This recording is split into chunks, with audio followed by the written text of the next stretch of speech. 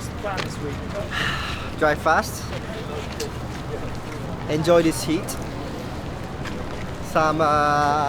lose some weight, have some diet, you know, get some six pack. Ready for Texas next one. Yes, mate. Me. Do you like the heat? Do you like driving in the heat? Heat or heat? Do you like me and heat? I love both. We're in Singapore for round 18 of the Formula One season at the legendary Marina Bay Street Circuit.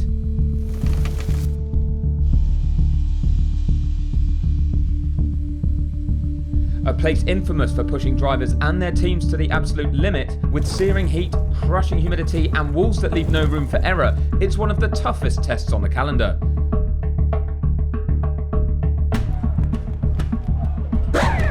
Singapore is a race of extremes, and only those who can thrive under pressure will rise above it.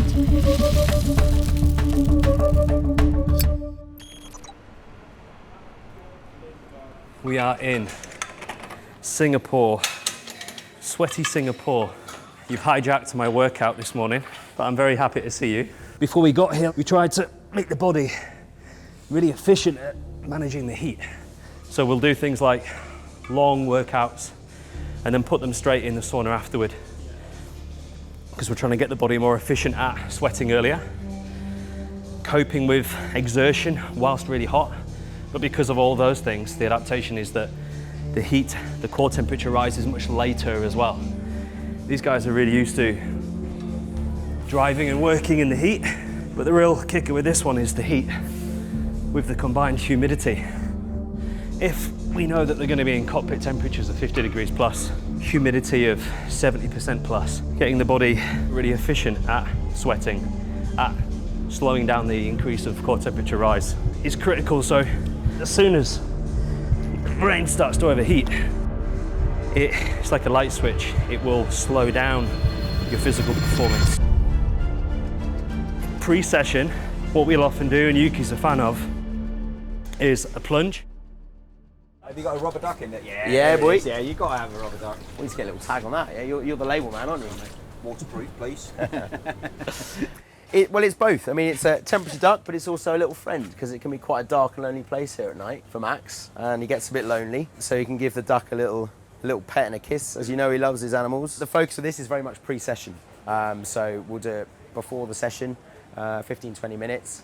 And then there's other bits and pieces we'll do on top of that. So we'll do a bit of fan in the car.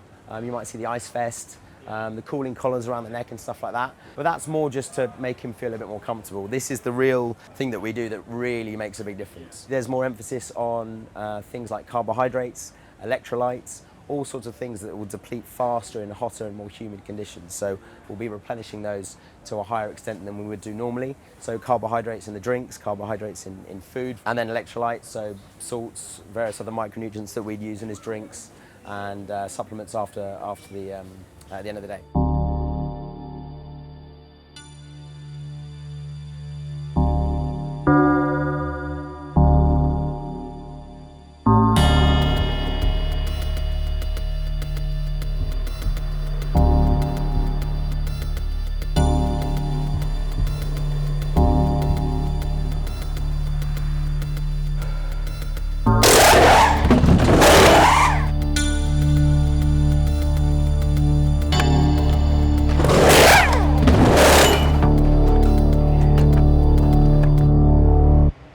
When we're racing, we're doing it in the later hours. The temperature comes down slightly, the humidity is slightly different.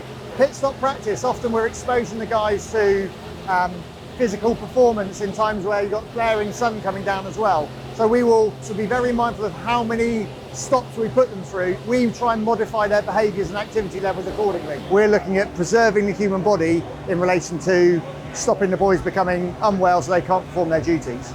Because the effects of heat, the effects of dehydration on the body, primarily for the person they're going to suffer, but for us as an operating team moving forwards, is critical. One big thing that we do as a team is to make sure that they're not reliant on me solely, but they're looking after themselves. I'm then overseeing and observing and seeing how things are going on. I can tell you, we have not had one incident since we've been kind of looking at this protocol. What we haven't noticed is a dip in pit stop time associated with temperature.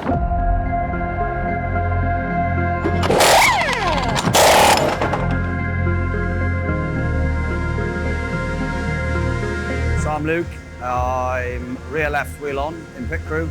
In the garage, I'm hydraulic tech.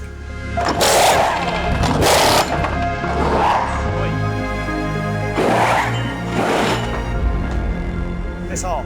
It's really hot. It does get to you, you know, especially with a pit crew suit on a Sunday.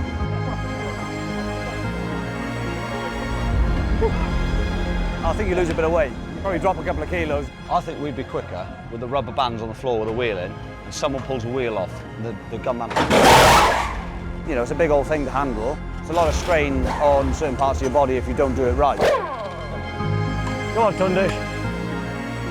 Do you know when I first started, I used to get, nerves did kick in a little bit, and you do get a bit of an adrenaline rush. And honestly now, I'm so chilled with it. The more you chill, the faster you are. Go on then.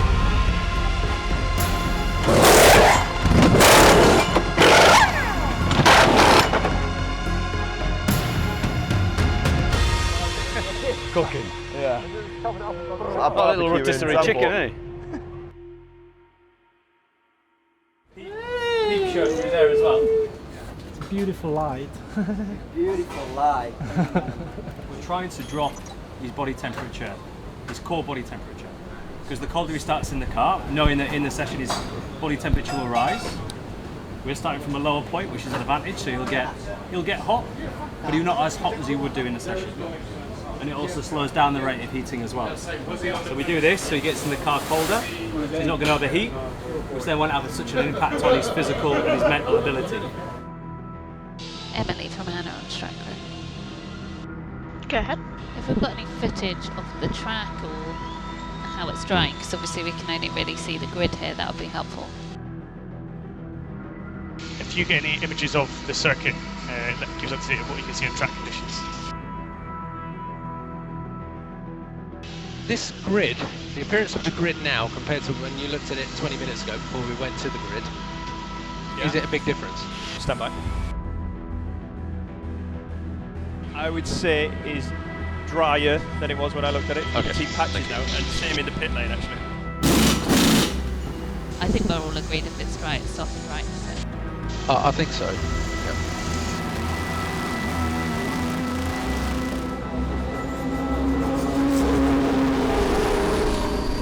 Track, right? Yeah. So one thing I was just thinking, it feels like there must be a fairly high chance of a safety car pretty early on in these conditions, which will probably encourage you towards a slick tyre. This is also the driest part of the track. Before you get to the grid, all of a sudden you're saying, to be honest, it looks dry already. But up until turn 6, it's rough. You don't think this should be? No, you're the one that goes out the hard drive and Car 1 is leaning towards a soft tyre start. Yeah, Yuki is favouring the slick as well. Understood, thank you.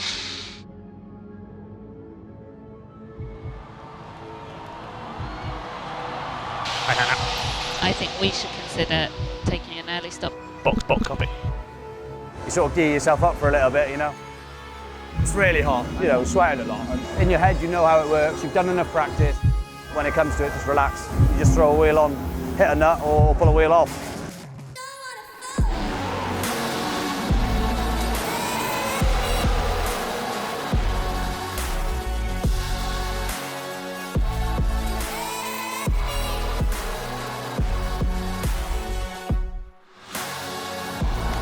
Max Verstappen crosses the line, holding his nerve under immense pressure from Lando Norris behind.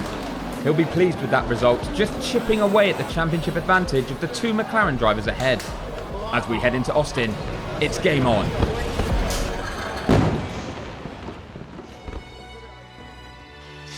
Well done, everyone. I know P1 would have been better, but honestly, it was all the aggressive call to try to be there, and the car is there. So, you know, a big well done to everyone.